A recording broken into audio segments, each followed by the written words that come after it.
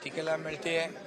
खरं म्हणजे पांडुरंगाच्या आशीर्वादानेच ह्या सगळ्या ज्या काही गोष्टी घडत असतात आणि म्हणून आज इथं येताना आनंद झाला की खूप पंढरपूरमध्ये येणाऱ्या लाखो वारकऱ्यांची गैरसोय होऊ नये म्हणून अतिशय स्वच्छतेला प्राधान्य दिलं आहे. पिण्याचं पाणी असेल, अगदी चंद्रभागेतली स्वच्छता असेल, स्नानघरं असतील, मोबाईल टॉयलेट असतील, याचबरोबर ICU सारखी व्यवस्था देखील इथं केली आहे. म्हणजे आरोग्याची व्यवस्था, स्वच्छतेची व्यवस्था, पाण्याची व्यवस्था सगळं अतिशय चांगलं केलेलं आहे. आणि म्हणून मी कलेक्टर, जिल्हाधिकारी, त्यांची सगळी टीम, प्रशासनाची यांचं मनापासून मी अभिनंदन करतो, त्यांना धन्यवाद देतो. पालकमंत्र्यांचं अभिनंदन करतो, स्थानिक आमदारांचं देखील अभिनंदन करतो. खरं म्हणजे सर्व लोकप्रतिनिधी आणि प्रशासन यांनी हातात हात घालून काम केल्यानंतर काय होतं हे आपण आषाढीपासून पाहतोय.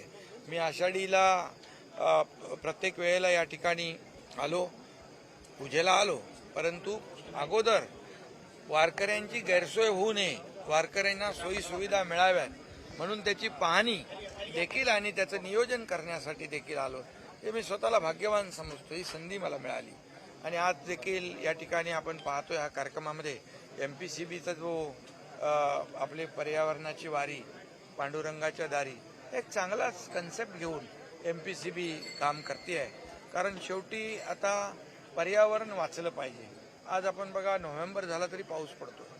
आज शेतकऱ्यांचं अतोनात नुकसान झालेलं आहे. शेतकऱ्यांच्या मागं आम्ही उभं राहिलेलो आहे. शेतकऱ्यांच्या पाठीशी उभं राहत असताना या ठिकाणी पर्यावरणाचा देखील जनजागृती झाली पाहिजे आणि म्हणून ही MPCB जे आहे, महाराष्ट्र प्रदूषण महामंडळ, हे देखील सिद्धेश कदम त्यांची टीम अतिशय चांगलं काम करते. आणि खरं म्हणजे लोकांमध्ये जनजागृती आणण्याचं काम वारीच्या माध्यमातून करतायत. एक पांडुरंगाच्या दर्शनाला लोक येत आहेत आणि पर्यावरणाच्या देखील जनजागृती करण्यासाठी देखील ही वारी येते. हे सर्व या ठिकाणी कार्तिकीला येणाऱ्या सर्व वारकऱ्यांचं मनापासून स्वागत करतो, त्यांना शुभेच्छा देतो. आम्ही देखील शेतकरी आणि वारकरी कुटुंबातून आलेलो आहे, त्यामुळे या ठिकाणी जुन्या आठवणी देखील येतात.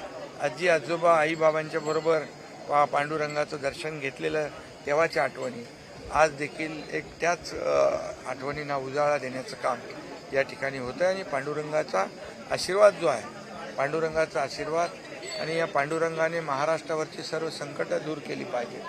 या शेतकऱ्या, तुम्ही प्रश्न विचारायच्या आधीच मी सांगतो, शेतकऱ्यांवरचं अरिष्ट संकट दूर झालं पाहिजे.